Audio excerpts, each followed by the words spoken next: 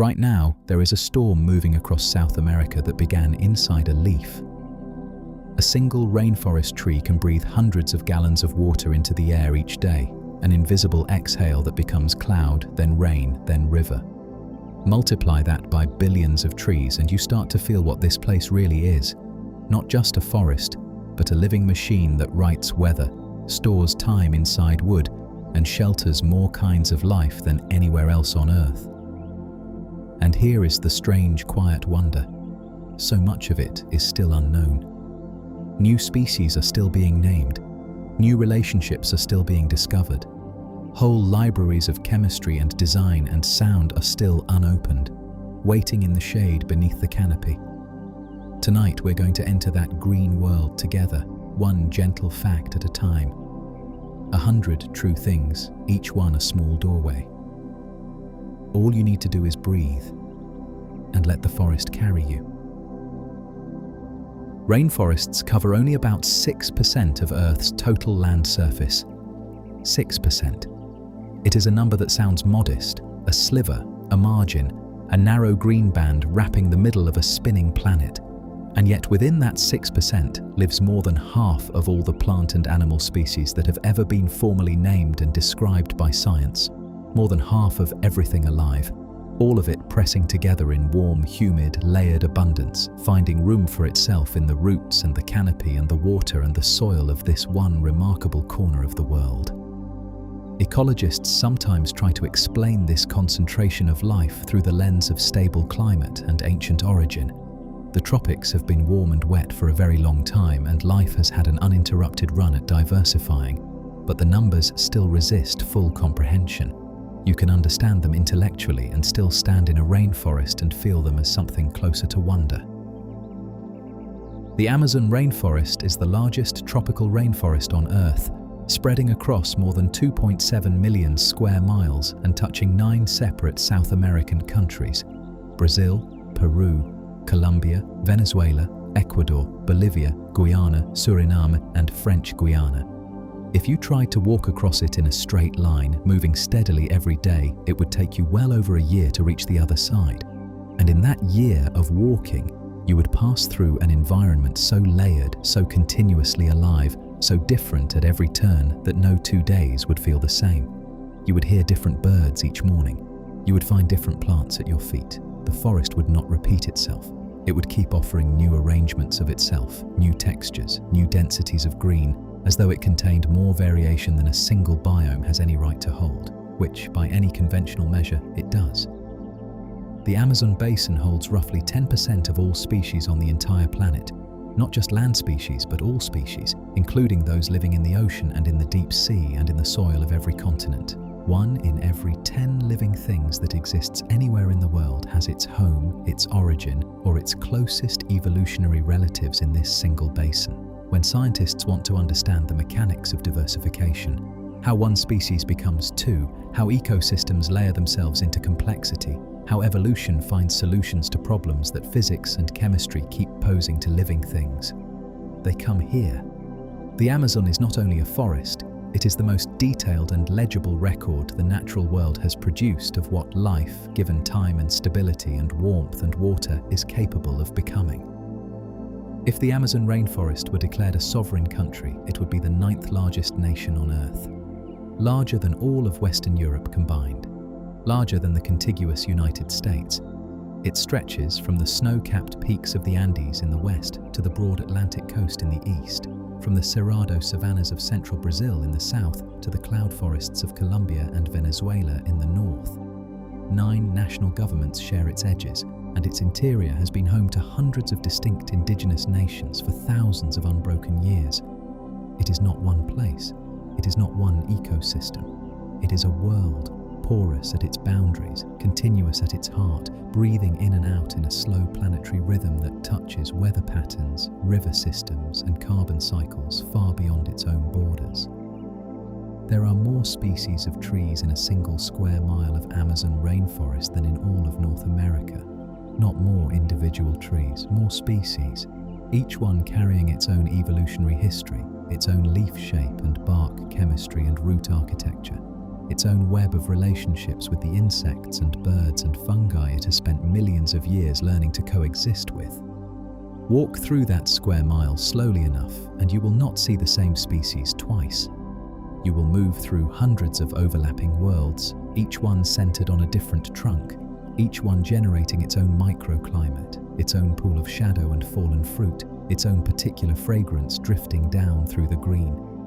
The diversity is not dramatic in the way that a mountain or a waterfall is dramatic.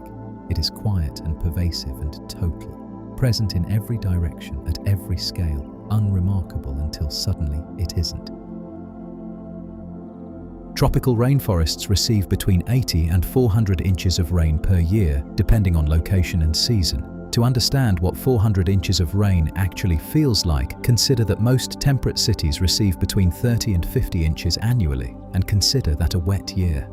In the wettest rainforests, rain falls almost every single day, sometimes as a thin, barely perceptible mist that drifts through the understory without bending a single leaf, and sometimes as vast, dramatic afternoon downpours that arrive with a wall of sound, pressing down through the canopy in sheets, running off the leaves in thin waterfalls, pooling in every hollow and cup and crease in the forest floor before vanishing into the soil. The forest is built for all of this. Its roots drink quickly and deeply. Its leaves shed water through specially shaped tips. The whole system pulses with moisture the way a living body pulses with blood, continuously, rhythmically, without pause. The Amazon River discharges approximately 20% of all the fresh water that flows into the world's oceans, every ocean combined. Every second of every day, the Amazon pours an estimated 7.4 million cubic feet of fresh water into the Atlantic, more than the next 7 largest rivers on Earth contribute together. The river is so enormous and its flow so powerful that fresh water extends more than 100 miles offshore from its mouth, floating on top of the denser salt water in a lens that early explorers could drink from while still at sea, still tasting of the interior forest, still carrying within it the memory of rainfall that had fallen months earlier, hundreds of miles upstream in the shadow of the Andes. Sailors in the days before maps reported finding fresh water in open ocean and not knowing what to make of it. The Amazon had made itself felt before they had any word for what it was. Rainforests create their own weather. This is not a metaphor or a simplification. It is a documented physical reality. The trees of the Amazon release so much water vapor into the atmosphere through transpiration, the process by which water moves from roots through the plant body and exits through tiny pores in the leaves, that they generate the clouds and rain that fall back down to water them. The forest is not simply receiving weather from the sky above it. It is participating in that sky.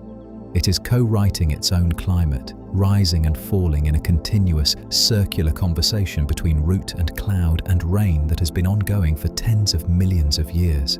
Scientists who study this system call the moisture rivers these clouds create flying rivers, and they carry as much water through the atmosphere as the Amazon River carries along its physical bed. The forest drinks, exhales, and drinks again, endlessly, without instruction, without interruption.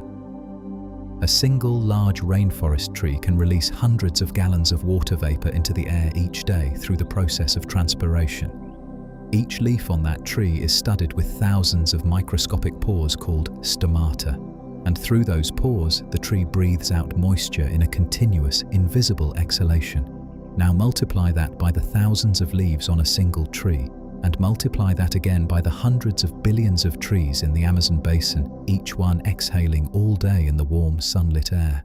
The combined effect is staggering. The Amazon transpires so much water that it generates its own rainfall, a closed, self-sustaining loop in which the forest drinks from the ground, exhales into the sky, and the sky returns what it was given. The water cycling through the Amazon canopy has in some cases passed through the same trees many times over the course of a single wet season, moving in slow circles between root and cloud and root again. The moisture generated by the Amazon does not stay in the Amazon. It travels. The enormous clouds produced by the forest's transpiration are carried by wind patterns across the South American continent, delivering rainfall to agricultural regions in Bolivia, Paraguay, and Argentina that are thousands of miles from the nearest patch of tropical forest. Farmers in the Brazilian Cerrado water their soy fields with rain that began as water vapor rising from an Amazonian tree canopy. Cities in Chile and Peru fill their reservoirs with clouds that were born in the deep forest. Researchers call these traveling moisture systems flying rivers, and they represent a form of natural generosity so large in scale that it rarely gets the attention it deserves. The forest does not keep its water.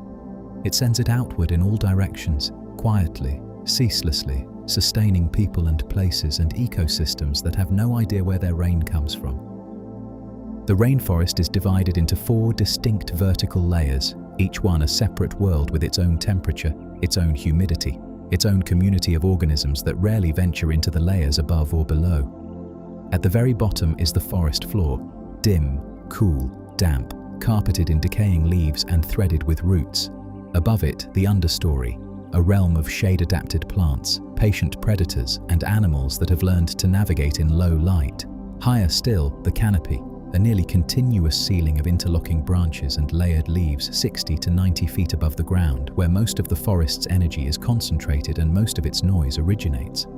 And above even the canopy, the emergent layer, the tallest trees of all, their crowns spread open to full, unfiltered sunlight, rising above everything else like quiet landmarks in an otherwise uniform green sea. Each layer contains multitudes. Each one is home to organisms found nowhere else in the world. The canopy layer of the rainforest captures up to 98% of available sunlight before it can reach the forest floor below. By the time light filters down through all those layers of leaf and branch and vine and epiphyte, almost nothing remains. The forest floor exists in a kind of permanent, gentle twilight, cool and still and dim even in the middle of the most brilliantly sunny afternoon. The plants that have made their lives down there have evolved extraordinary strategies for surviving in this near darkness. Leaves grown impossibly large to catch every remaining photon, metabolic patience, the ability to wait through long, dim stretches for the brief, bright interruption of a sunfleck passing across the floor. Some seedlings spend years there, barely growing, holding their energy in reserve, waiting for a single old tree in the canopy above to fall and open a gap of light. When it finally does, the race begins. Everything waiting in the dark surges upward at once. The emergent trees, the tallest individuals in the rainforest, can rise over 200 feet above the ground, breaking through the canopy layer and standing alone in full sunlight, their crowns spread wide and exposed to wind and weather that the trees below them never feel. Standing at the base of one of these giants and looking up is something like standing at the foot of a 20-story building, except that this building is alive and growing and covered from root to crown in other living things. Orchids clamped to its bark, mosses padding its upper branches, birds nesting in its highest reaches, insects that have built entire communities in its hollows and crevices. The tree itself, enormous and unhurried, continues its slow, centuries-long life, photosynthesizing, growing, drinking, exhaling, largely indifferent to everything it is hosting, the way a mountain is indifferent to the towns built on its slopes. The forest floor beneath the canopy is one of the most environmentally stable habitats on Earth. Insulated by layer upon layer of vegetation above it, it maintains a remarkably consistent temperature and humidity through the day and across seasons, sheltered from the extremes of sun and wind that affect every other layer above it. While the canopy swings between the heat of full tropical sun and the cool of evening, the forest floor barely shifts a degree. It is dim and moist and quiet in a way that feels almost intentional, a hush that seems to emanate from the forest itself, as though the whole vast system were holding something fragile at its center, keeping it carefully buffered from the volatility of the world outside. This stability makes it an ideal habitat for organisms that require consistency: amphibians, decomposers, the eggs and young of ground-nesting species, the slow and patient work of fungi breaking down the dead. The understory of the rainforest, the layer between the forest floor and the full canopy above, is a world of specialized adaptation and perpetual waiting. The plants that inhabit it have evolved to function at light levels that would be wholly inadequate for most photosynthesizing organisms. Their leaves are often enormous, dark green, and oriented at angles calculated to capture whatever thin, scattered light filters down from above. The animals that live here are often camouflaged to an extraordinary degree. Bark-coloured moths that press flat against tree trunks and disappear. Frogs the exact mottled brown of dead leaves. Insects so perfectly shaped like twigs or stems that they can sit in plain view without being detected. The understory is not a gloomy place, though it is a dim one. It is a place of intense, quiet competition. Every organism pushing against the constraints of low light and high competition, finding its specific angle, its specific patience, its specific way of enduring until conditions shift. You may have heard the Amazon described as the lungs of the earth, the idea being that it produces a significant portion of the oxygen we breathe. The truth is more nuanced, and in some ways more important. Rainforests do produce enormous quantities of oxygen through photosynthesis, but they also consume nearly all of it through the respiration of their own plants and through the decomposition of organic matter on the forest floor. The net oxygen contribution of the Amazon to the global atmosphere is close to zero. What the rainforest actually does, and this is the thing that matters enormously for life on Earth, is act as a massive carbon sink. It absorbs and stores hundreds of billions of tons of carbon dioxide, locking it away inside wood and root and leaf, slowing the rate at which carbon accumulates in the atmosphere. The ocean's phytoplankton produce the majority of the world's net breathable oxygen. The Amazon's gift is different and arguably more urgent. It holds the carbon that would otherwise be warming the planet.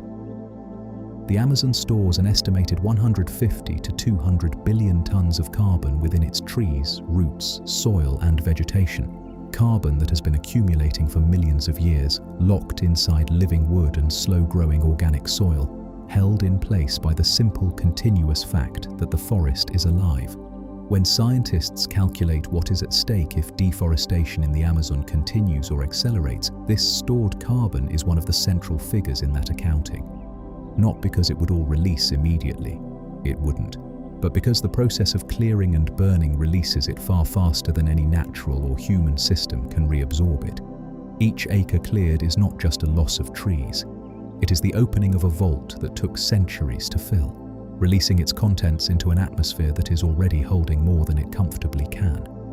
The forest's carbon is not its own, it belongs, in a meaningful sense, to the whole planet.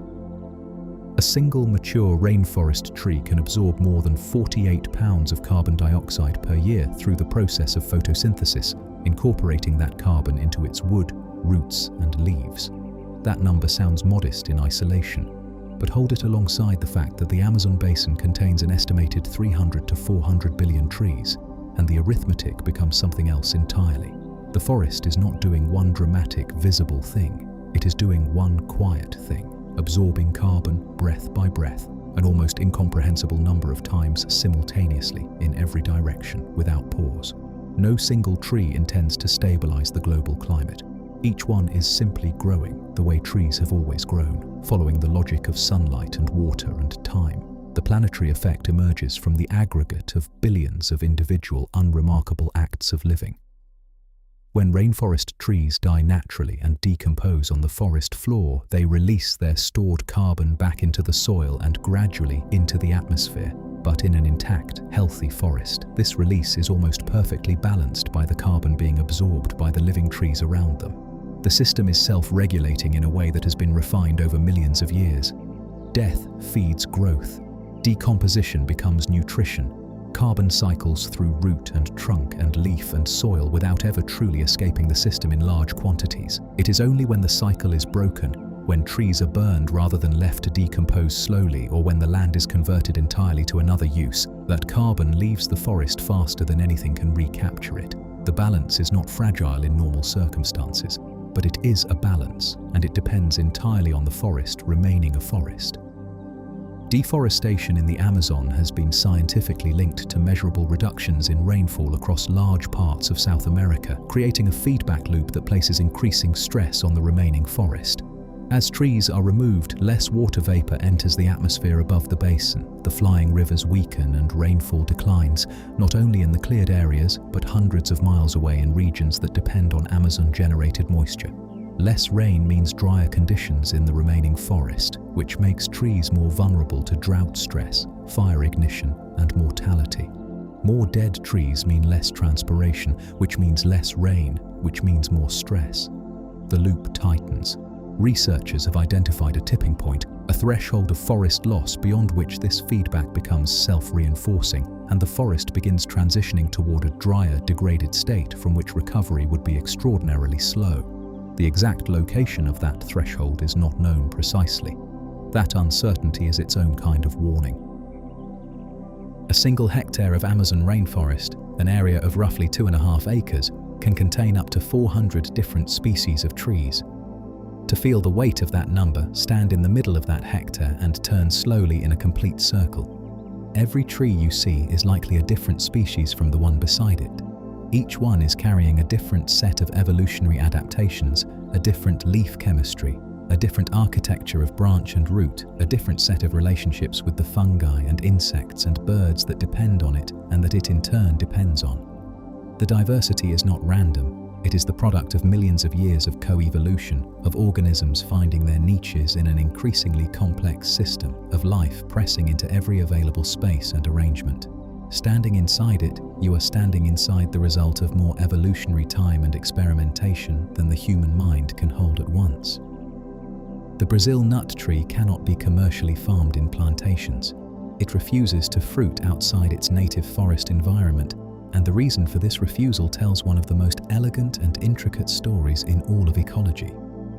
The Brazil nut flower has an extremely complex shape that can only be opened and pollinated by orchid bees with the specific physical form and strength required to navigate it. Those bees, in turn, need to visit certain orchid species to collect fragrant compounds they use in their mating displays. The orchids need the intact forest. Without the orchids, the bees disappear. Without the bees, the flowers are not pollinated. Without the flowers, there are no nuts. Every Brazil nut you have ever eaten came from a tree standing in a wild, intact forest, pollinated by a free-ranging bee following the logic of a three-way relationship that took millions of years to assemble, and that would take far less time to dismantle. Strangler figs begin their lives not in the soil but high in the canopy, where a bird or bat has deposited a seed in the crook of a branch or the hollow of another tree's bark. The seedling germinates and begins to grow upward toward the light, while simultaneously sending thin aerial roots downward along the outside of the host tree's trunk, feeling their way toward the ground in slow, patient descent.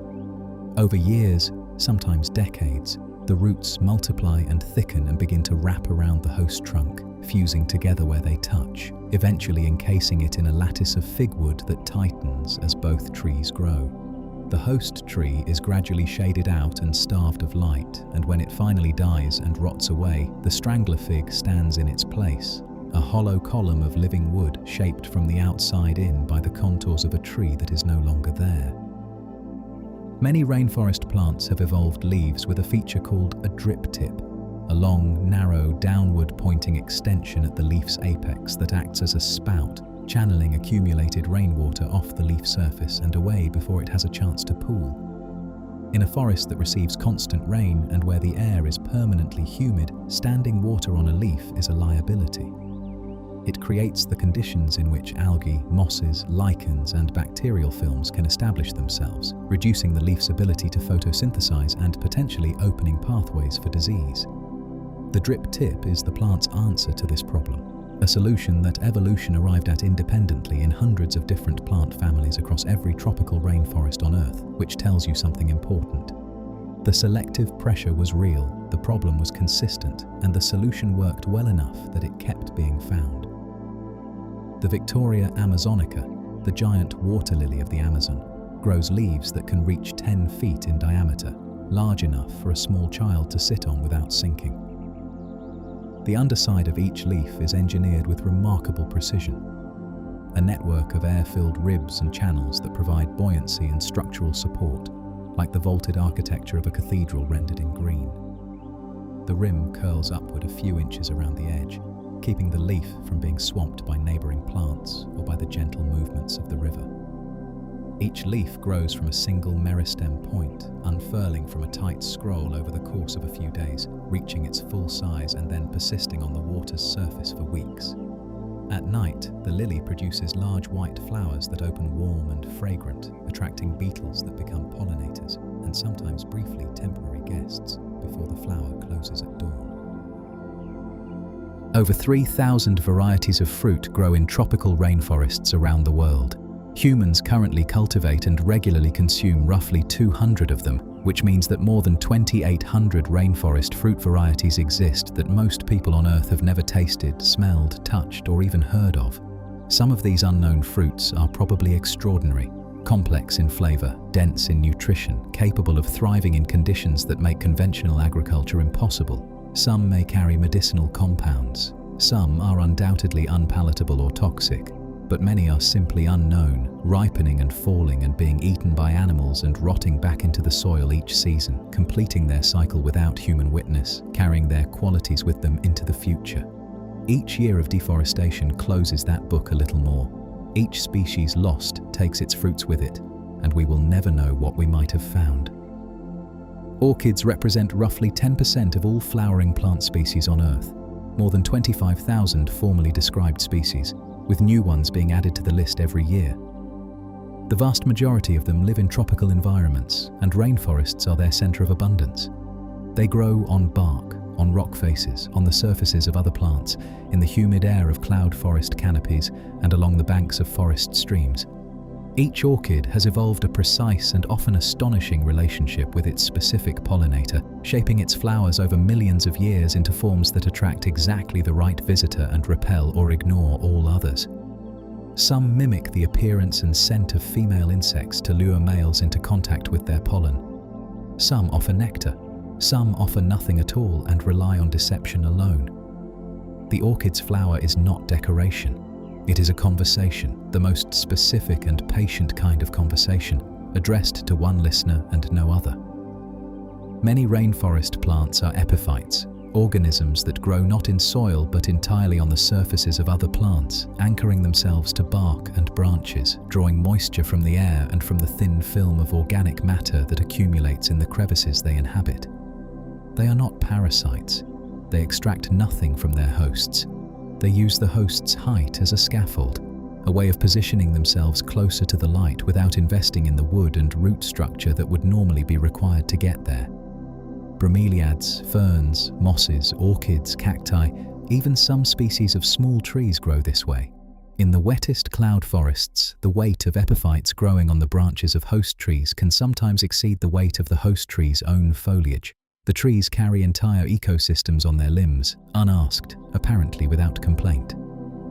The kapok tree is one of the great architectural presences of the tropical rainforest, growing up to 200 feet tall, with a smooth grey-green trunk buttressed at its base by enormous flanges of wood that spread outward from the roots like the flying buttresses of a Gothic cathedral. These buttress roots can extend 20 feet or more from the main trunk in all directions, stabilizing the tree in the shallow, nutrient-poor soil that underlies most tropical forests and distributing the mechanical stress of wind and its own enormous weight across a much wider area. The kapok is also deeply significant in the cosmologies of many Amazonian and Central American indigenous peoples, considered in some traditions to be the world tree, the vertical axis connecting the underworld to the sky, and its image appears in art and architecture across thousands of years of Mesoamerican history. Some rainforest trees communicate with their neighbors through the air. When a tree comes under attack from herbivorous insects and its leaves begin to suffer damage, it releases a chemical signal, a blend of volatile compounds that drifts outward from the wounded leaf on the air currents of the canopy.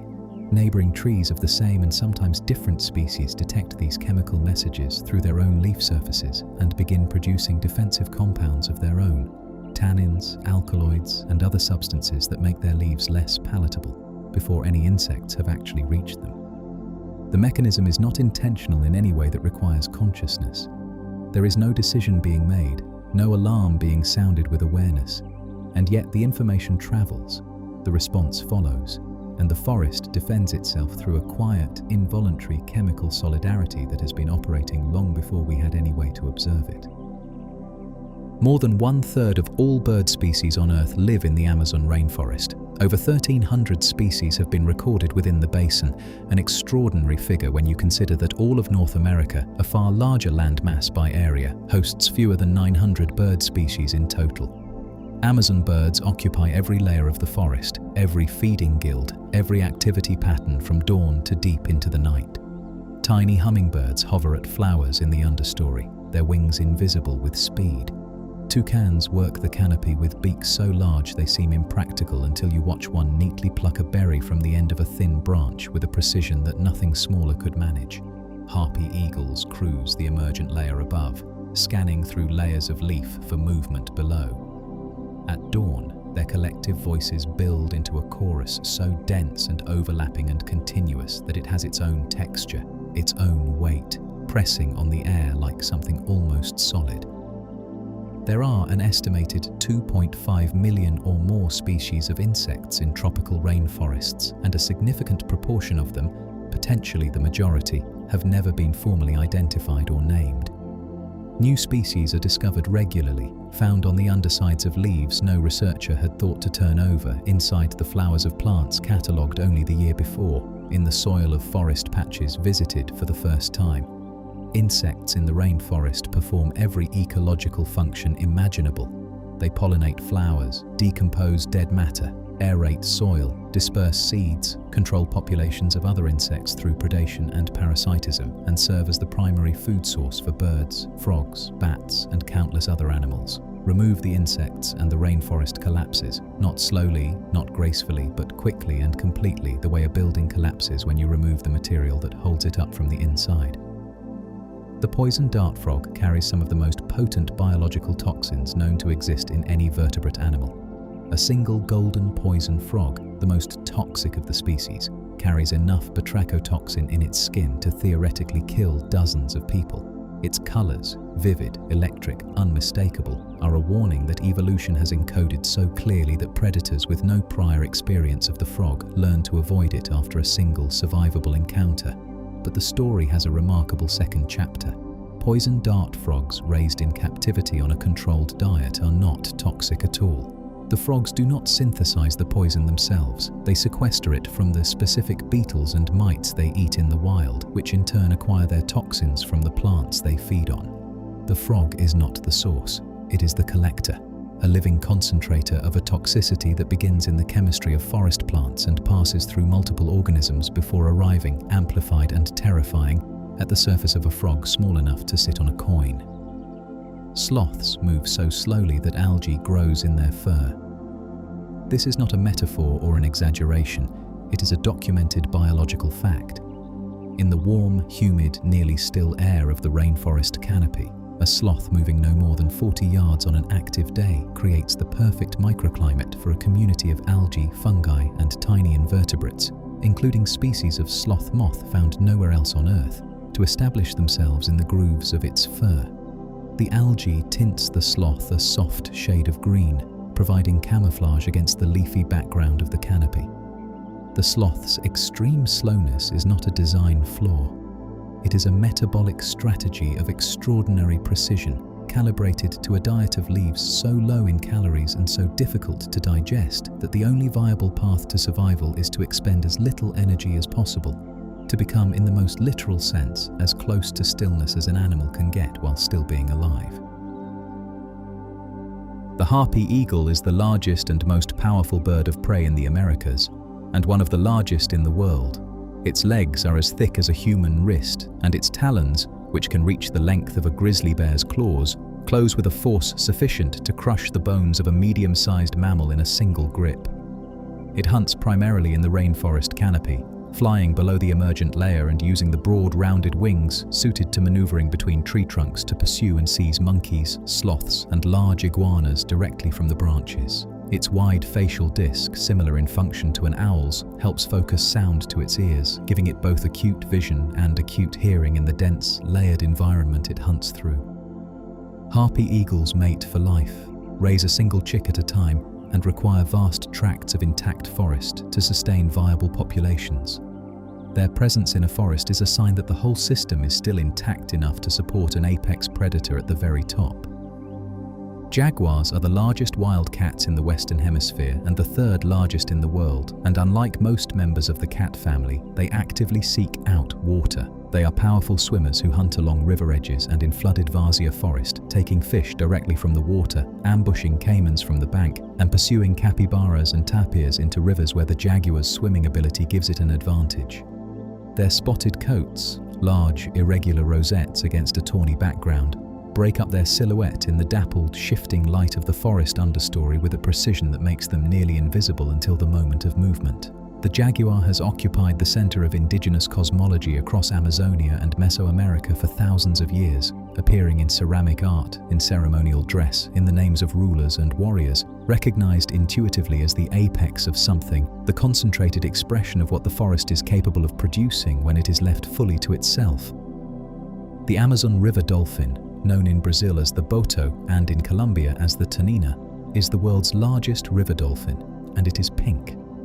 The coloration is not fully understood by scientists, but it appears to deepen and intensify with age and with social activity, particularly in males during the breeding season, which suggests it plays a role in social communication or sexual selection. Unlike ocean dolphins, the boto has a flexible neck that allows it to turn its head nearly 90 degrees, a feature that allows it to maneuver through the submerged roots and branches of flooded forest during the Varzea season. Its long, narrow beak is adapted for probing among those roots for fish. In the oral traditions of many Amazonian peoples, the boto is a shapeshifter, said to emerge from the river at night in the form of a beautiful person, white-clad and charming, and to return to the water before dawn.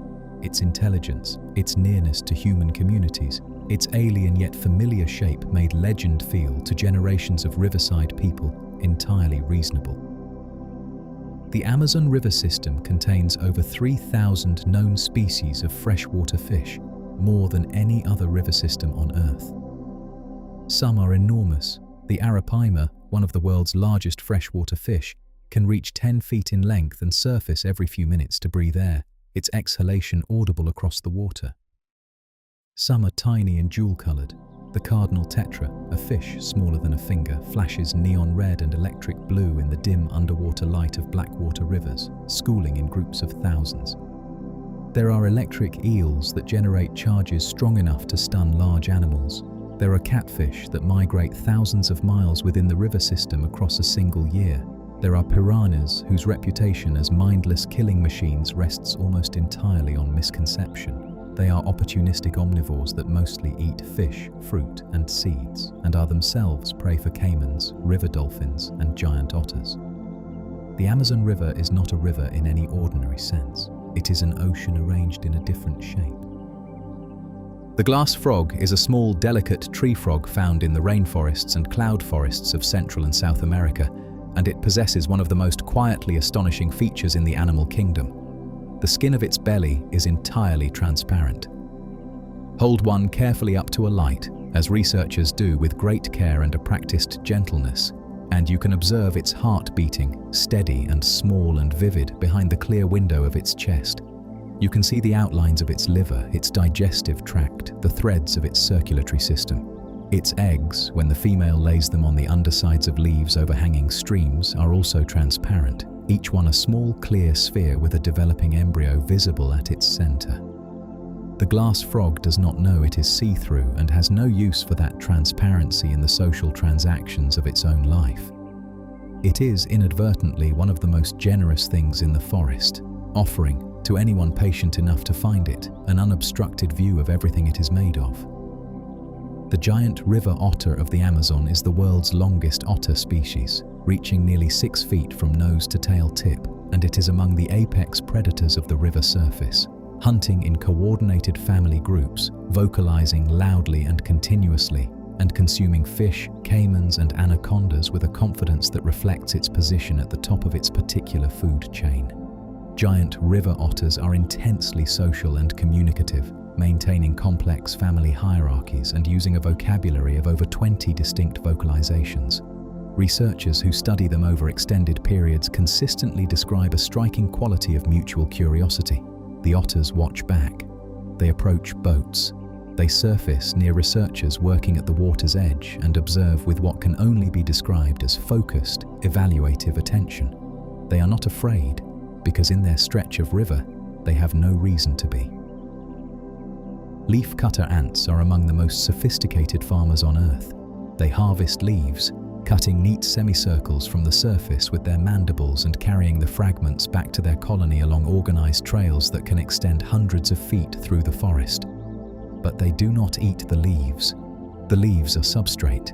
The ants carry them underground to vast fungal gardens, where they chew the material into a fine paste on which a specific species of fungus, one cultivated by leafcutter ants and found nowhere else in nature, grows in dense, pale clusters. The fungus is what the ants eat.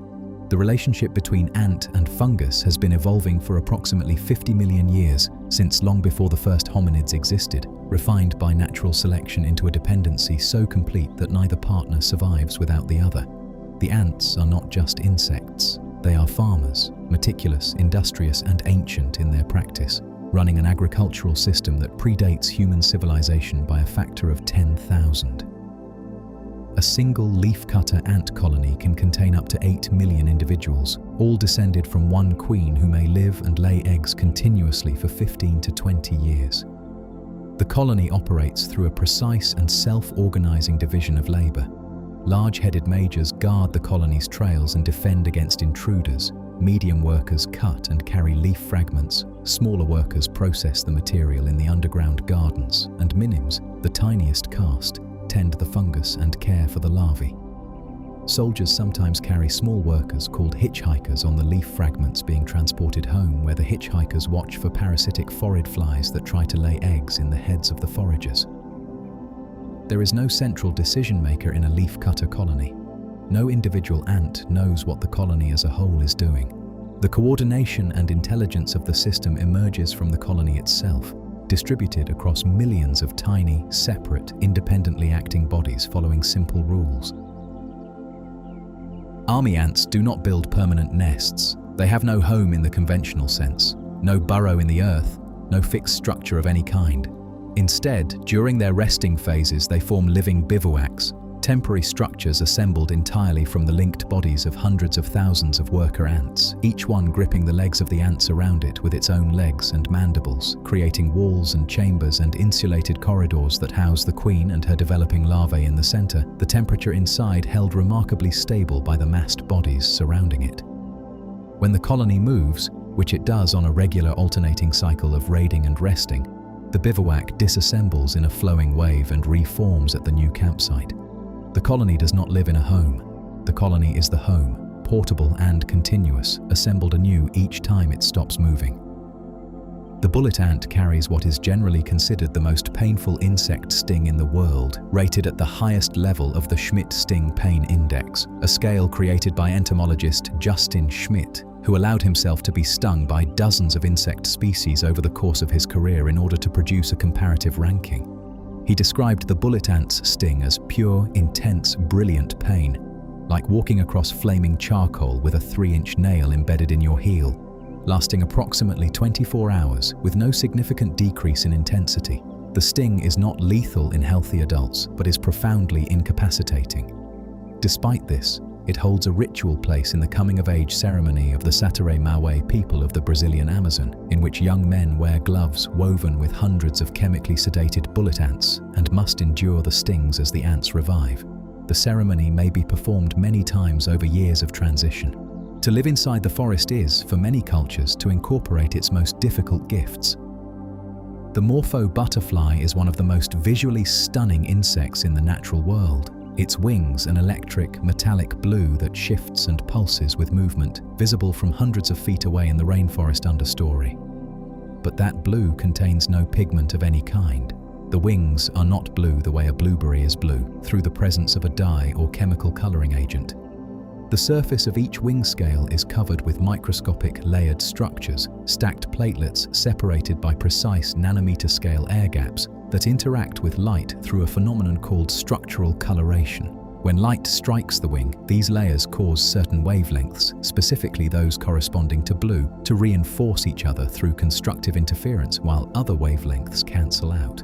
In complete darkness, the morpho butterfly's wings are dull brown. The blue exists only in relationship with light, a color that lives not inside the butterfly but in the space between its wings and the world around them. The Amazon River is approximately 4,000 miles long, draining a basin that covers roughly 40% of the South American continent and receiving the waters of more than 1,100 tributaries. 17 of those tributaries are over 1,000 miles long on their own, each one a significant river by any other standard, each one carrying its own ecosystems and its own communities along its banks. The river begins as snowmelt and glacier runoff high in the Peruvian Andes at elevations of more than 15,000 feet, arriving as a cold, clear, rapid mountain stream before gathering volume and slowing as it descends. By the time it reaches the Brazilian lowlands, it moves with a broad, unhurried authority. By the time it reaches the Atlantic, its mouth is so wide, over 150 miles across, that from the middle of it, you cannot see land in any direction. The river does not announce itself as extraordinary. It simply is what it is, the largest expression of fresh water in motion that the planet has produced. During the annual flood season, the Amazon River and its tributaries rise dramatically, sometimes by 40 feet or more above their dry season levels, and overflow their banks for miles in every direction, flooding an enormous region of seasonally inundated forest called the Várzea. Trees that stand with their roots in dry soil for half the year find themselves partially or entirely submerged for the other half. Fish swim among their roots and through their lower branches. River dolphins move through corridors of forest that were, months earlier, pathways walked by peccaries and tapirs. Seeds drift through spaces that were recently dense understory. The flood is not a catastrophe in any ecological sense.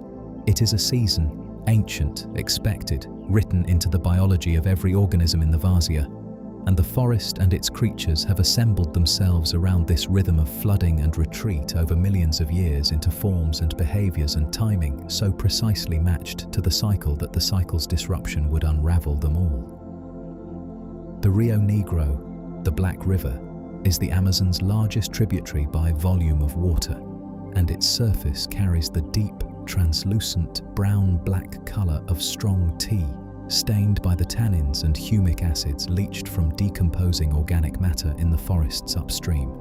Where the Rio Negro meets the main Amazon channel near the city of Manaus, the two rivers flow side by side for several miles without mixing, the dark, warm, acidic water of the Negro pressed against the pale, cooler, sediment-rich water of the Solimões, each maintaining its distinct identity in a boundary called the Meeting of the Waters, visible from the air, from boats, and from the banks.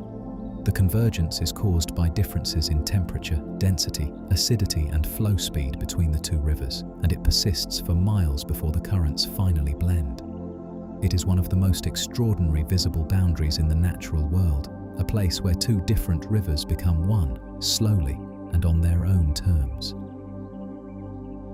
Fish in the flooded Amazon Várzea feed heavily on the fruits and seeds of the forest trees when the waters rise high enough to bring the canopy within reach. Some tree species have evolved seeds that are specifically adapted for dispersal by fish, thick-coated, able to survive digestion, sometimes attractively fleshed to encourage consumption, so that the fish carry them to new locations and deposit them, viable, when the waters recede. The fish become the forest's gardeners. The trees grow where the fish carried them. This relationship between river and forest, between aquatic and terrestrial life, between the seasonal movement of water and the spatial distribution of plants is one of the fundamental organizing principles of the Amazon ecosystem. When fish populations decline through overfishing or habitat degradation, the trees lose their dispersers. When the forest is cleared, the fish lose their food. The two worlds are inseparable, and the loss of one is always eventually the loss of the other. The Amazon River has no bridges. For its entire 4,000-mile length, from its origins in the Andes to its mouth at the Atlantic, not a single bridge crosses its main channel. The river is too wide in most stretches, the flooding too dramatic and seasonal, the terrain too complex, the surrounding forest too dense for conventional bridge construction to have been practical or, for most of its history, even necessary. People cross the river by boat, dugout canoes, small motorized ferries, large passenger vessels that make multi-day journeys between river cities. Goods travel by water. Communities that have no road connections are nonetheless deeply woven into a network of river trade and movement. The river is not an obstacle to life in the Amazon basin. It is the organizing principle of that life. The road, the marketplace, the postal route, the gathering place. It is what holds the human world of the Amazon together, the way roots hold the forest floor. An estimated 350 to 400 distinct indigenous languages are spoken in the Amazon basin, each one a complete independent system of grammar, vocabulary and meaning, many of them related to no other language on Earth. These are not dialects of a common tongue. Each one is its own full linguistic world, built over thousands of years of human experience in a specific landscape, encoding distinctions and categories and ways of organizing reality that other languages simply do not contain.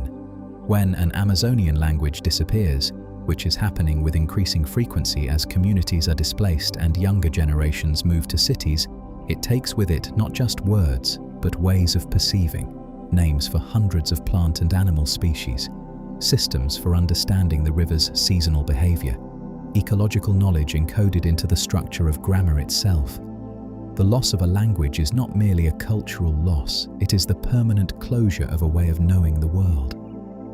Approximately 100 to 150 isolated indigenous groups are believed to currently exist in the Amazon basin, communities living in deliberate separation from the outside world, whose presence is known through aerial observation, recovered artifacts, and the accounts of neighboring peoples, but who have maintained no sustained contact with national governments, researchers, or outside society. Brazil's Indigenous Affairs Agency FUNAI actively monitors these territories and works to protect them from incursion. Their choice to remain uncontacted is recognized under international law as a sovereign right. These are not lost communities or forgotten peoples. They are communities that have, through whatever combination of historical memory and contemporary decision-making, chosen the terms of their own existence.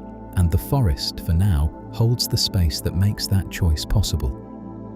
Study after study, conducted across the Amazon basin and other forested regions of the world, has found that indigenous managed territories have significantly lower rates of deforestation than other officially protected areas, including national parks and conservation reserves managed by government agencies. Forest within formally titled indigenous territories stores more carbon, hosts greater biodiversity, and shows fewer signs of degradation than comparable forest outside those territories. This is not the result of small population size or passive absence. It is the result of active, intentional land management. Controlled burns to maintain forest composition, selective harvesting calibrated to allow regeneration, agroforestry systems that blend cultivation with conservation, and detailed ecological monitoring passed between generations in forms that Western science is only beginning to recognize as sophisticated. The people who know a forest best, who have lived within it longest, who have the most directly at stake in its health, they are consistently its most effective guardians. Many medicines in common worldwide use today were first identified through their application in indigenous Amazonian and other tropical healing traditions. The pathway from forest plant to pharmaceutical drug typically runs through indigenous knowledge, through a healer's awareness that a particular bark or root or leaf had a specific effect on a specific condition, gathered over generations of observation and refined into a practice that, when scientists eventually examined it, was found to have a biochemical basis. Quinine for malaria, curare-derived compounds for surgical anesthesia, vincristine and vinblastine for leukemia, countless others still in clinical study. The debt that modern pharmacology owes to indigenous botanical knowledge is enormous and has been largely unacknowledged in the financial arrangements of drug development. The knowledge came first, the science followed.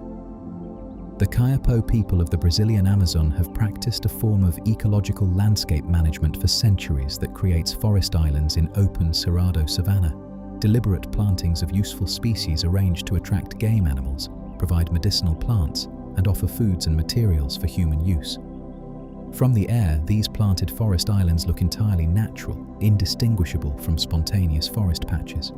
On the ground, they are gardens, living records of accumulated horticultural knowledge, each one assembled over generations by choosing specific plants for specific purposes and placing them in specific relationships with each other. The Kayapo did not live in the forest as passive inhabitants. In some places, across thousands of years, they shaped the forest, selecting for it, tending it, growing it into the form that serves both them and the wider ecosystem. The Amazon we call wild has been, in places, cultivated. Approximately 25% of all Western pharmaceutical drugs are derived from or chemically inspired by compounds first found in rainforest plants. Heart medications, blood pressure treatments, cancer chemotherapies, antimalarials, anesthetics, antidepressants, and painkillers have all drawn on molecules that plants evolved for entirely their own purposes: to deter herbivores, to attract pollinators, to fight bacterial infections in their own tissue, and that humans, investigating them for entirely different reasons, found useful in treating their own diseases. Scientists estimate that less than 1% of tropical plant species have been thoroughly analyzed for pharmacological compounds. The forest's chemical library is essentially unread. It sits in the leaves and bark and roots of millions of plant species, patient and intact, where it remains intact, waiting for the question that will unlock the next medicine. The rosy periwinkle is a small, unassuming flowering plant native to the dry forests of Madagascar, and it is responsible for one of the most significant breakthroughs in the history of cancer treatment. In the 1950s, researchers investigating the plant's traditional medicinal uses isolated two alkaloids, vincristine and vinblastine, that proved extraordinarily effective at stopping the rapid cell division characteristic of certain cancers. Before their discovery and clinical development, childhood acute lymphoblastic leukemia had a survival rate of roughly 10%. Today, with vincristine as a cornerstone of treatment, survival rates exceed 80% for the most common form. The rosy periwinkle did not evolve those alkaloids to cure leukemia. It synthesized them over millions of years to deter the insects that fed on it. They were, from the plant's perspective, a weapon against small herbivores. We found them and found a different use, and tens of thousands of children are alive because of it. Curare is a paralyzing toxin extracted from several species of rainforest plants, primarily species of strychnos and chondrodendron, and has been prepared and used by indigenous Amazonian hunters for centuries, applied to the tips of blowgun darts to immobilize prey in the forest canopy. The toxin blocks the chemical signal between nerve and muscle, causing rapid, complete muscular paralysis without loss of consciousness. When pharmacologists in the 20th century studied curare and isolated its active component, tubercurarine, they found it had immediate surgical applications. Administered in controlled doses, it allowed surgeons to achieve full muscular relaxation in patients during operations, making complex abdominal and thoracic surgeries dramatically safer and more practical. The compound that forest hunters used to bring down monkeys 60 feet in the air became one of the foundational tools of modern surgical anesthesia. The forest had already found the solution. Science arrived later and followed where it led.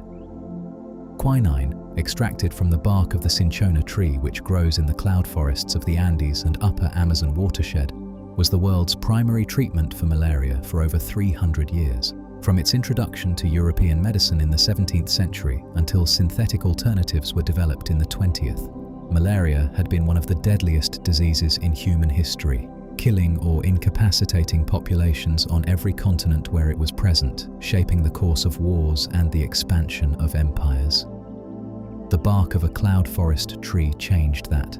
Indigenous peoples of the Andes had been using cinchona bark to treat fever long before European contact, and it was through their knowledge that Spanish missionaries first learned of its effects.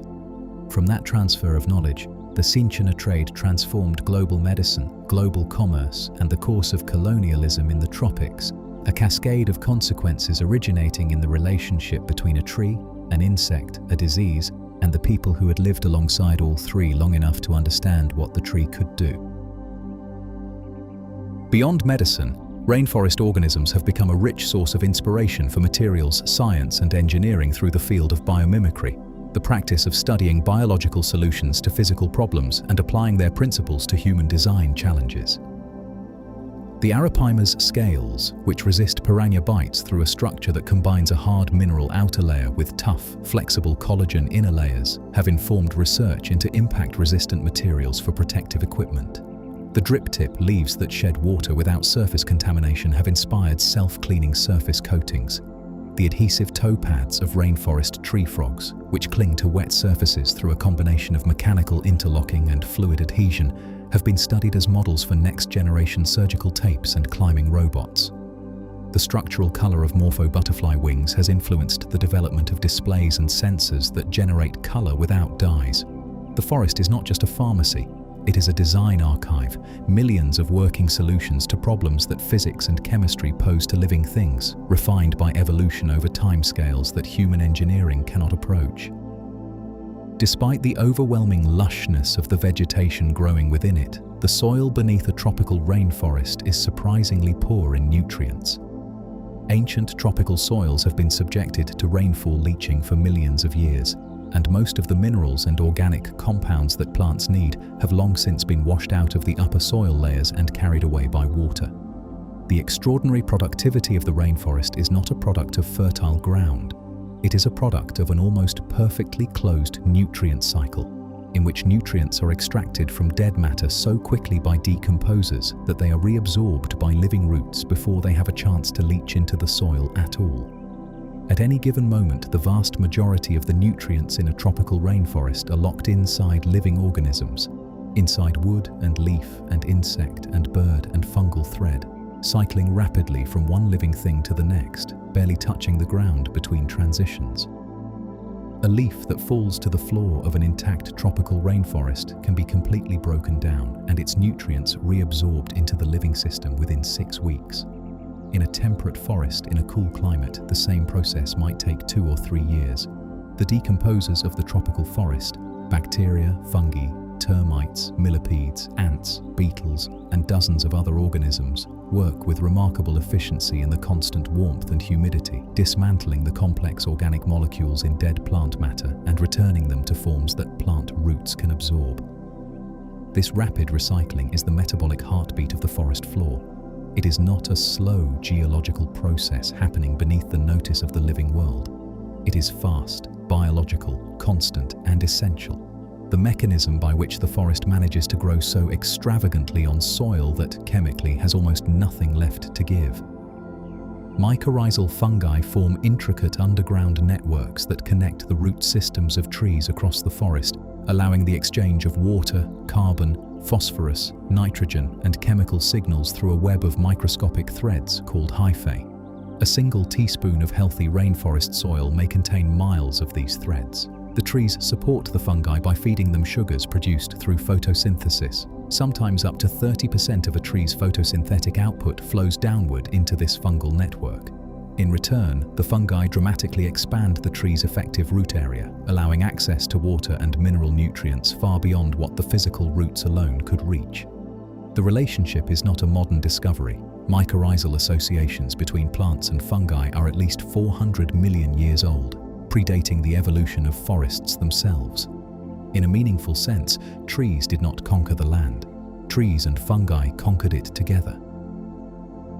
Research into mycorrhizal networks has revealed that trees may use these underground fungal connections to direct nutrients preferentially toward seedlings of their own species, including, in some studies, toward their own offspring germinating in the shadow of their parents' canopy. Older, larger trees, sometimes called mother trees in the scientific literature, appear to allocate more carbon and phosphorus through the fungal network towards smaller trees of their own kind, potentially improving their survival in the competitive, light-limited understory. Whether this constitutes anything that meaningfully resembles parental care is a question scientists approach with great care. What is clear is that the fungal network carries specific information, not random diffusion of nutrients in all directions, but differentiated flows that respond to the identities and conditions of the trees at either end. The forest underground is not passive. It is, in some fashion that we are still learning to describe, responsive.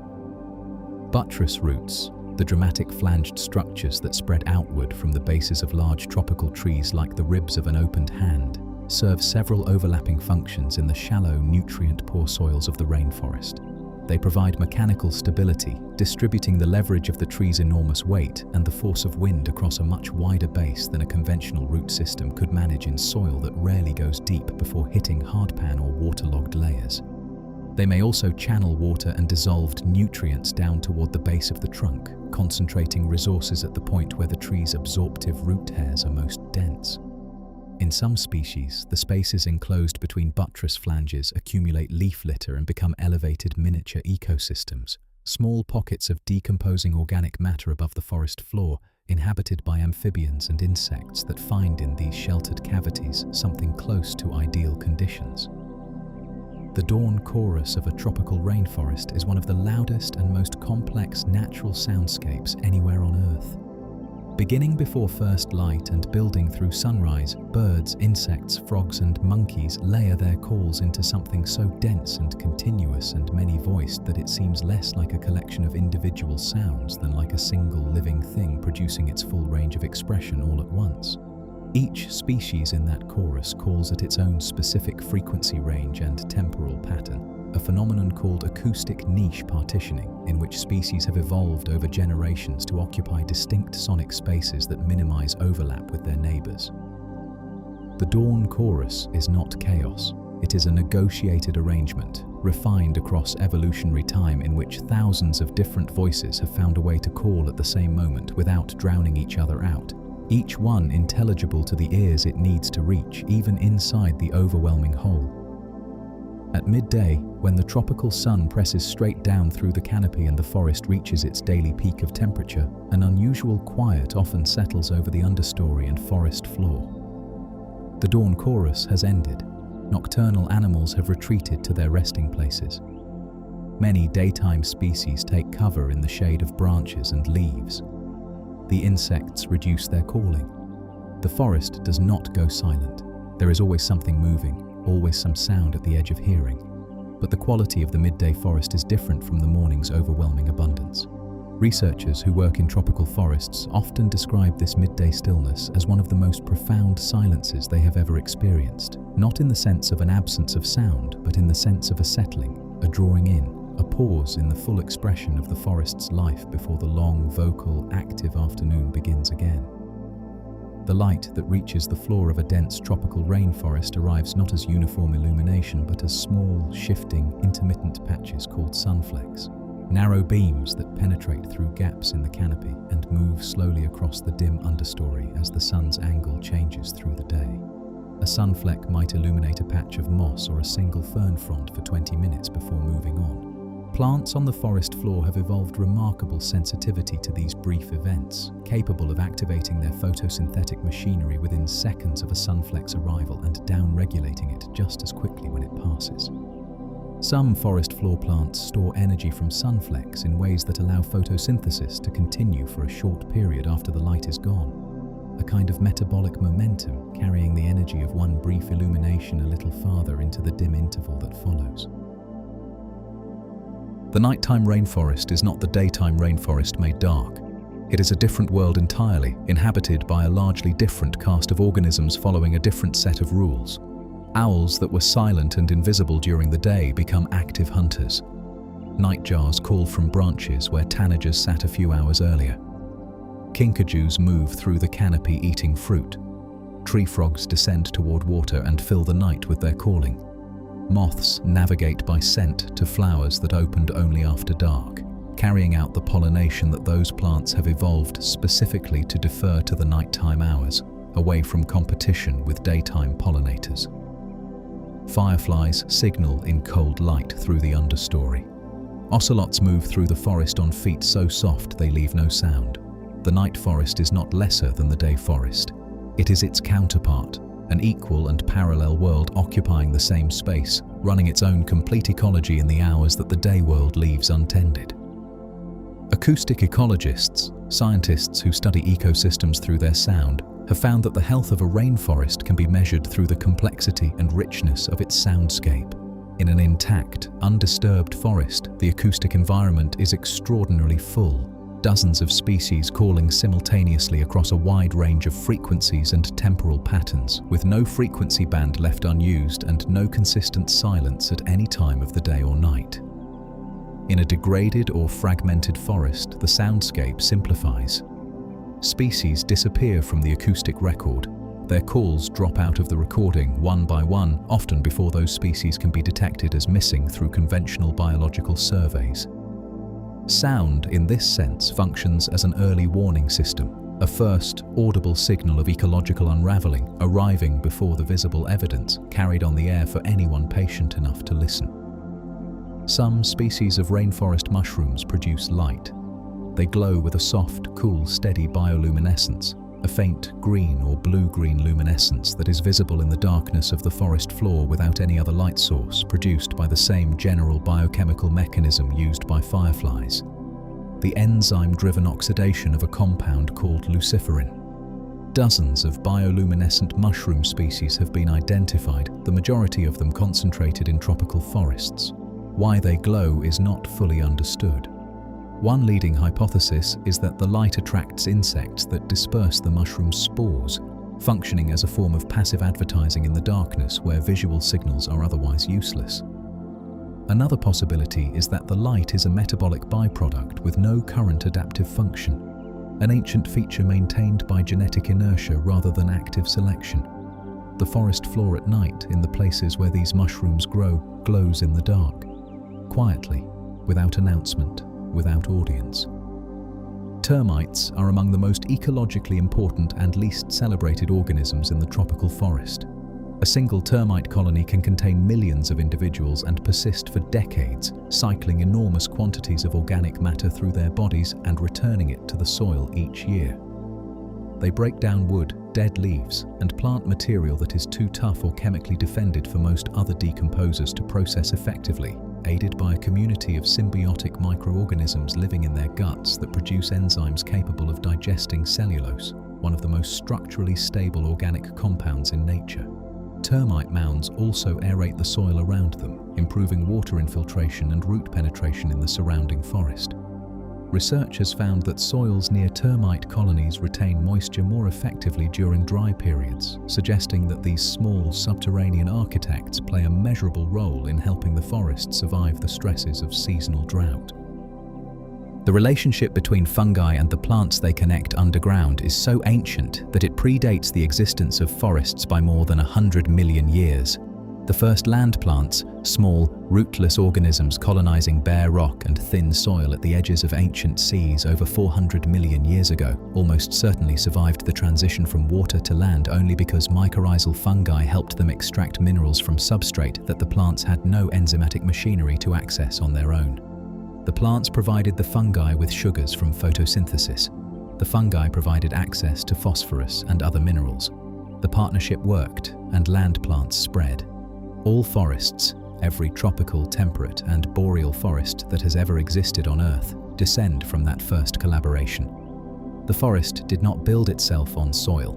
It built itself on a relationship, ancient and continuous and still ongoing in every living root of every living tree. Dung beetles in tropical rainforests perform a service that is easy to overlook and difficult to overvalue. They locate, roll, bury, and consume the dung of large mammals, tapirs, peccaries, deer, monkeys, incorporating it into the soil where it decomposes and releases its nutrients back into the root zone of the forest. Without dung beetles, dung would remain on the surface, where it would become a breeding ground for parasites and pathogens, and its nutrients would be lost to the system through leaching and volatilization rather than absorbed into the living forest.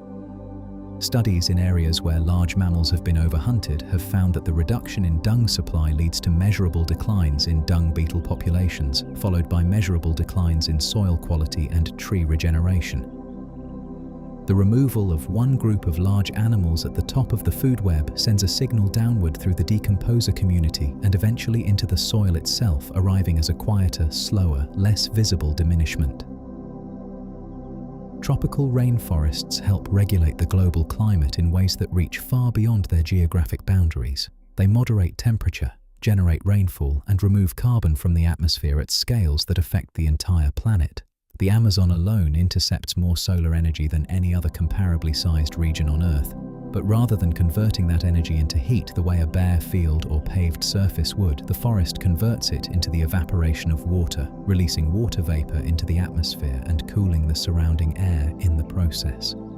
The cooling effect is measurable not only within the forest itself, but for hundreds of miles downwind, where the atmospheric moisture released by the forest influences temperature and precipitation patterns across an enormous area.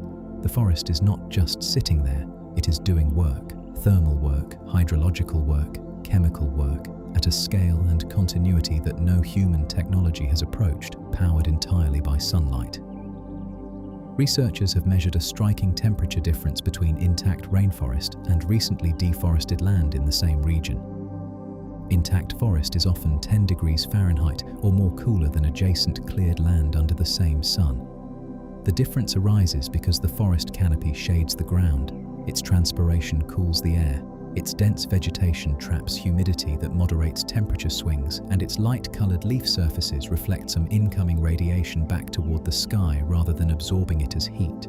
Clear the forest and all of these mechanisms disappear at once. The land heats up, dries out, loses the microclimate that made it habitable for the organisms that lived there, and stops generating the moisture that was cooling the surrounding region. The temperature shift is not invisible. It is something you can feel when you step from a forest edge into a cleared field. A sudden heat, a dryness on the skin, a sense of something absent. Cloud forests, tropical montane forests that exist at elevations where they are permanently bathed in low cloud and mist, capture fresh water directly from passing clouds through their canopies in a process called horizontal precipitation or fog drip.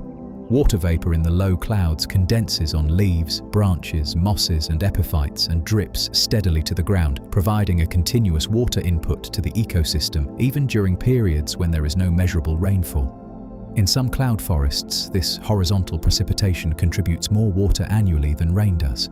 These forests function as crucial freshwater generators for the regions below them, the watersheds that feed the rivers, reservoirs and agricultural systems that human populations downstream depend on. Their contribution is rarely measured directly in the water bills or irrigation accounts of the cities they supply. It simply arrives every day quietly distilled from cloud.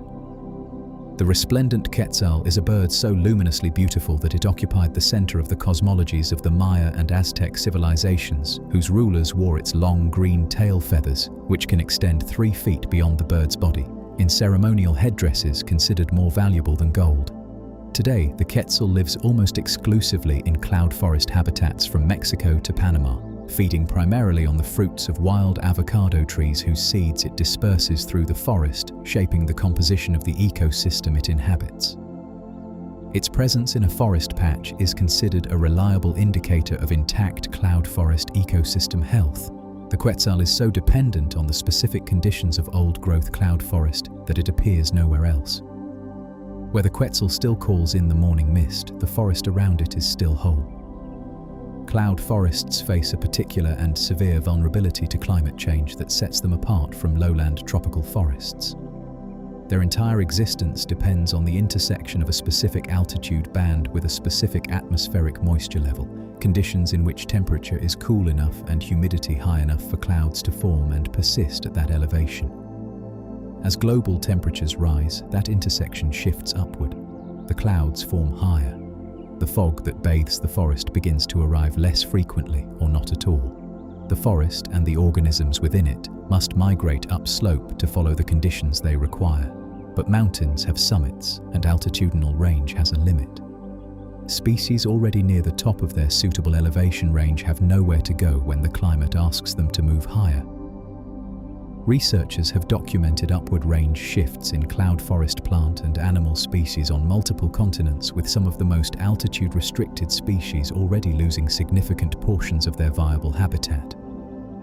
The Titan arum, Amorphophilus titanum, is native to the equatorial rainforests of Sumatra and produces the largest unbranched flower structure in the plant kingdom.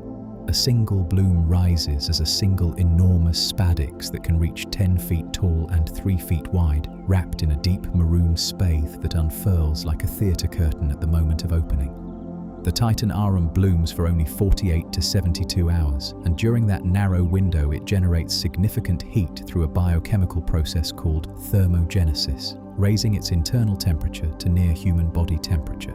Simultaneously, it releases a compound mixture of chemicals that replicates the smell of rotting flesh with considerable accuracy, attracting the carrion beetles and flesh flies that serve as its pollinators. After 2 days, the whole structure collapses. The plant may then remain dormant for years before gathering enough energy to bloom again. The largest individual specimens have taken decades to produce a single flower. The Rafflesia arnoldi is, in many ways, the most extreme plant on Earth. It produces the world's largest individual flower, a single bloom that can reach 3 feet in diameter and weigh up to 15 pounds. And it does so without leaves, without a stem, without roots, and without chlorophyll. It performs no photosynthesis. It has no independent body in any conventional sense. It exists for almost its entire life as an invisible network of fungus-like threads woven through the tissue of its host, a tetrastigma vine, from which it parasitically extracts all the water and nutrients it needs, betraying its presence only when it sends up a bud through the vine's bark and flowers. The flower smells powerfully of rotting meat, attracting the carrion flies that pollinate it. After a few days, it collapses. The plant retreats again into its invisible life inside the vine, absorbing, growing, preparing for the next emergence. It is a flower with no body, existing in the body of another plant entirely, surfacing only to reproduce. The Goliath bird-eater spider, Theraphosa blondi, is the world's largest spider by body mass, native to the rainforests of Venezuela, Brazil, Guyana, and Suriname. Its leg span can reach 11 inches, and its body alone is approximately the size of a closed fist, covered in reddish-brown hair. Despite its name, it rarely eats birds. Its diet consists primarily of earthworms, large insects, frogs, and small rodents. When threatened, it uses 2 distinct defensive mechanisms. It rubs its hind legs rapidly against its abdomen to release a cloud of microscopic barbed hairs that cause intense irritation to the eyes and respiratory tract of any attacker, and it stridulates, rubbing its mouthparts together to produce a hissing sound audible from 15 feet away. Its venom, delivered through large curved fangs, is not considered dangerous to healthy adult humans. It is, however, emphatic. The spider is armored, loud, and very clear about its preferences. The green anaconda is the heaviest snake species in the world, with verified specimens reaching over 500 pounds, though lengths of 15 to 20 feet are more typical of adults encountered in the wild. It lives in the swamps, slow-moving rivers, and seasonally flooded forests of the Amazon and Orinoco basins, spending much of its time partially submerged in water with only the top of its head above the surface, eyes and nostrils positioned to watch the bank. Anacondas are ambush predators, relying on camouflage and stillness to approach prey, capybaras, peccaries, deer, caimans, before seizing them and applying constriction powerful enough to stop the heart and prevent breathing simultaneously. They eat infrequently, with large meals providing energy for weeks or months. Between hunts, they are almost entirely motionless, settled into the mud and water with a patience that seems geological, heavy, cool, and ancient in a way that few living things manage to project quite so completely. The arapaima is one of the world's largest freshwater fish, capable of reaching 10 feet in length and over 400 pounds, though overfishing has made individuals of that size increasingly rare. It is native to the Amazon and Essequibo river basins, and it is an obligate air breather.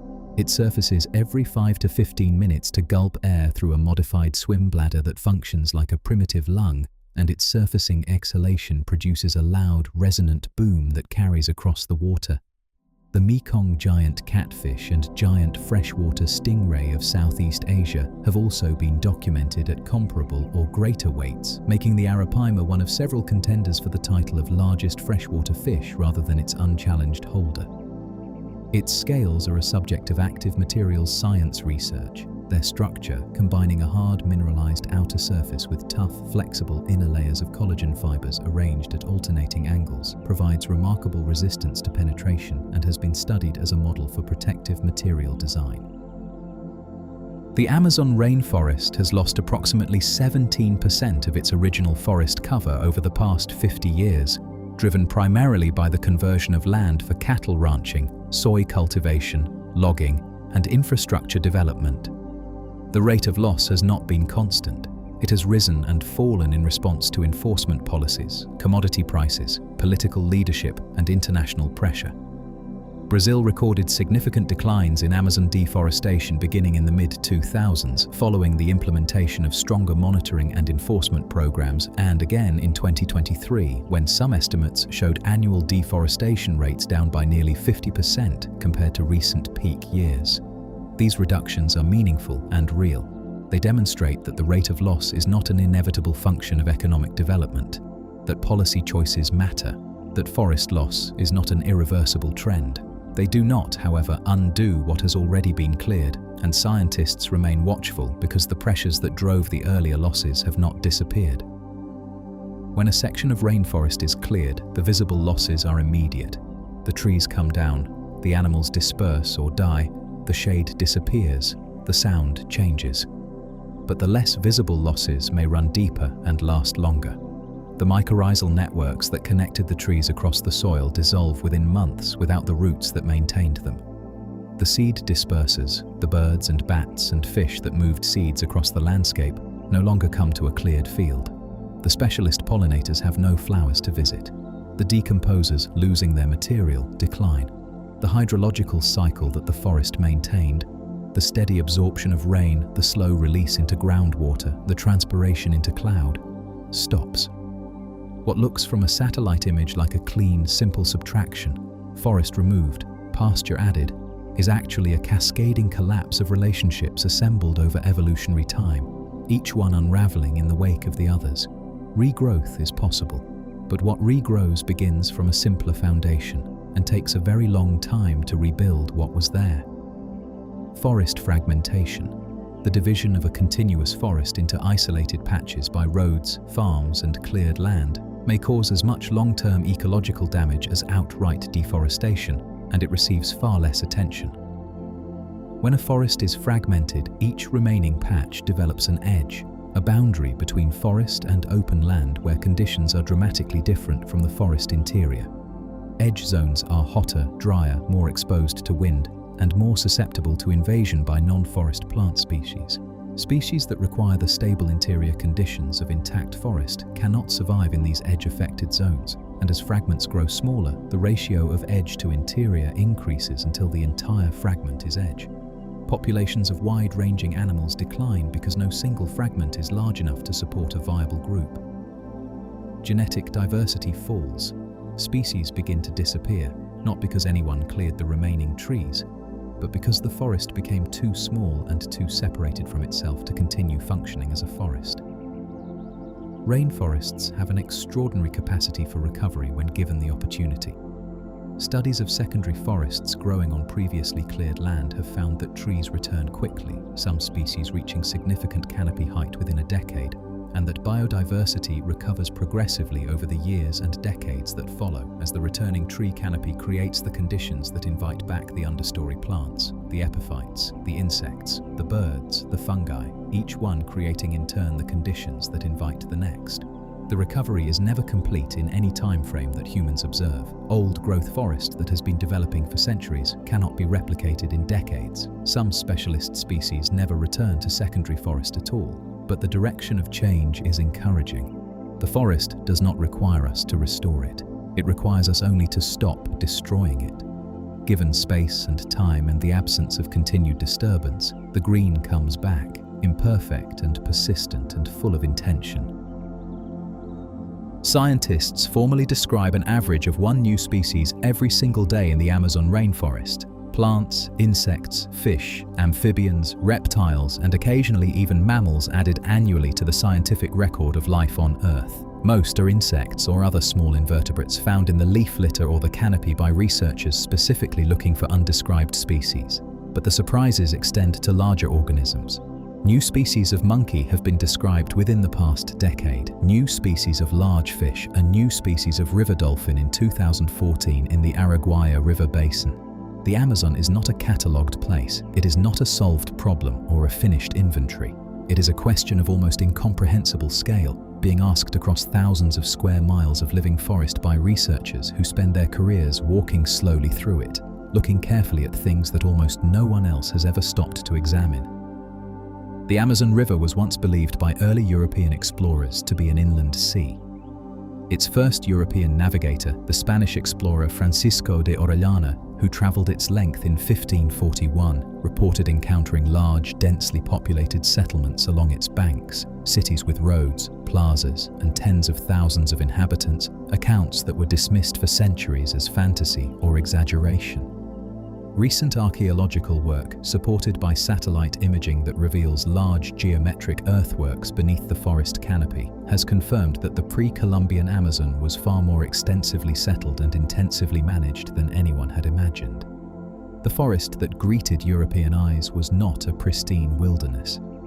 It was, in part, a transformed and cultivated landscape, shaped by thousands of years of human management, its composition and structure bearing the marks of deliberate intervention. The wilderness came later, after the communities that had built it were gone.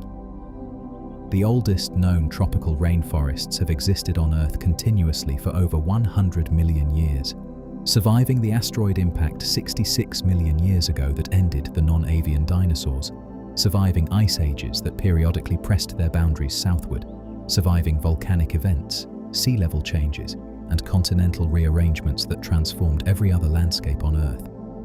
They are not fragile. Over geological time, they are among the most durable and persistent ecosystems the planet has ever produced. What they are not equipped to survive is the pace of change that is happening now. The rate of warming, the speed of clearing, the fragmentation of habitat across timescales measured in years rather than millennia. Evolution cannot respond to pressures that arrive faster than generations can turn over. The forest's resilience, real and ancient as it is, was not built for this. The floor of an intact tropical rainforest produces almost no surface runoff when it rains, regardless of how heavily or how long the rain falls. The soil beneath it, honeycombed with root channels, aerated by insects and fungi, built up over centuries into a sponge of organic matter and living organisms, absorbs water almost as fast as it arrives, holding it and releasing it slowly into groundwater and tributary streams over the days and weeks that follow.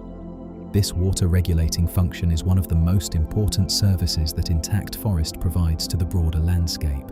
Deforested land, by contrast, sheds rainwater quickly, generating flooding downstream and drought between rain events. Intact forest watersheds act as enormous distributed reservoirs, smoothing the delivery of water across time, keeping rivers more constant year-round, supplying the steady, reliable flow that agriculture, hydroelectric power and human settlements downstream depend on. There is geological evidence that the Amazon River once flowed westward, draining into what is now the Pacific Ocean. The Andes mountain range did not always exist. It rose through tectonic uplift over millions of years, and as it grew, it progressively blocked the river's westward drainage, eventually redirecting the entire river system eastward toward the Atlantic. During the transition, the Amazon basin may have been occupied by a vast inland sea or series of large lakes, isolated from surrounding ecosystems in ways that drove rapid speciation. The rise of the Andes is believed to be one of the key geological events behind the Amazon's extraordinary biodiversity. The barrier it created and the isolation and reconnection of populations on either side of it produced the conditions for an explosive branching of species over millions of years that is still reflected in the genetic diversity of Amazonian organisms today. One of the most consistently supported findings in conservation science over the past several decades is that formally recognizing the land rights of indigenous peoples is among the most effective tools available for protecting tropical forests. Studies across the Amazon, the Congo Basin, and the forests of Southeast Asia have found that legally titled indigenous territories lose forest cover at a fraction of the rate of unprotected land and even government-managed conservation reserves. The correlation holds across different regions, different political systems, and different forest types. The explanation is not complicated. Communities with the deepest knowledge of a forest, the longest history of living within it, and the most direct stake in its continued health are consistently its most effective guardians. Formal legal recognition of their land titles does not give them something they did not already have in practice. It gives them the protection to continue doing what they have already been doing for generations, which is to say, keeping the forest alive. The diversity of ant species in the Amazon basin is so extreme that a single tree in the forest may host more ant species living on and within it than are found in all of the British Isles combined. Ants fill every ecological role in the tropical forest ecosystem. They farm fungus, tend and protect aphid colonies, disperse seeds, hunt prey, scavenge carcasses, build soil, aerate roots, guard plants in exchange for nectar. The complexity of their social systems, the division of labor, the chemical communication, the collective problem-solving of species like army ants and leafcutter ants has been the subject of more scientific study than almost any other group of organisms and continues to produce surprises. A world operating entirely at the scale and the pace of ants would be unrecognizable to us. A world of relentless, silent industry, chemical conversation and collective behavior producing outcomes that no individual within the system could plan or foresee. The sound of the Amazon basin at the water's edge at dusk, the moment when the day forest is handing over to the night forest, when frogs begin their calling as the light falls below the horizon, when the first owls stir, when caimans slide from warm banks into warm water, when the insect chorus rises to fill every frequency between the low rumble of the river and the highest edges of human hearing, has been described consistently by the scientists, writers, and travelers who have experienced it as one of the most overwhelming sensory encounters in the natural world. Not overwhelming in a frightening way, overwhelming in the way that music can be overwhelming when it is exactly the right music at exactly the right moment. When something outside you speaks so precisely to something inside you that the boundary between them briefly becomes unclear. The forest has been making that sound for longer than our species has existed. It was making it before there was anyone to hear it. It will, if we allow it, go on making it long after. There are plants in the Amazon that have not been named, animals that have never been observed, compounds in bark and root and leaf that no laboratory has ever isolated and no chemist has ever described. Ecological relationships between species, precise, intricate, millions of years in their development, that no researcher has ever witnessed. The forest holds more unknowns than knowns, more mysteries than the science we have built can currently address, more questions than the time remaining to ask them, given the rate at which the places where those answers live are disappearing. This is not, in the end, a cause for despair.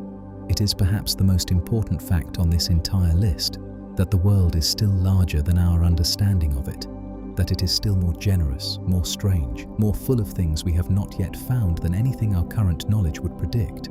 The forest is not finished, and neither, it turns out, are we. Every breath you draw contains oxygen produced by photosynthesis, by the leaves of terrestrial plants, by the microscopic phytoplankton drifting in the surface layers of every ocean, by the algae clinging to rocks in rivers. That oxygen has been circulating through the atmosphere for years, moving through winds and weather systems, mixed and diluted and recombined across hemispheres, passing through the lungs of animals and the stomata of plants, cycling between organic and inorganic states in a continuous process that has been running for over 2 billion years without interruption. Some of the oxygen molecules in your lungs right now were, months or years ago, part of the chemistry of a leaf in the Amazon. Some of the carbon you exhale will, in time, find its way into a tree somewhere on Earth. The boundary between your body and the living world is permeable in both directions. You are not separate from the forest.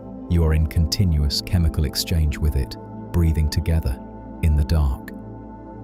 In this moment, as your breathing slows and your body grows heavy against everything holding it, somewhere in the deep forest, a single leaf is loosening its hold on the branch where it has spent its entire life. It falls slowly through the warm, still air of the understory, turning once on its axis, catching a last thin needle of light before it settles, without sound, on the dark earth below. It will lie there a few weeks. It will be taken apart by organisms too small to see, its molecules liberated, absorbed, carried upward through the roots of the tree it fell from, made into something new. Nothing in the forest is ever truly lost. It only changes form. It becomes something else. It continues. And in this moment, the whole enormous, ancient, breathing world is continuing around you, quietly, completely, without requiring anything from you at all.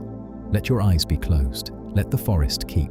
It has been keeping for 100 million years, and it is keeping still. 100 facts, and still the forest holds more. Let all of it settle now. The rivers, the roots, the soft-footed jaguars moving through the dark. You don't need to hold any of it. The forest will keep the way it has always kept, patient and ancient and alive. Let your body be heavy.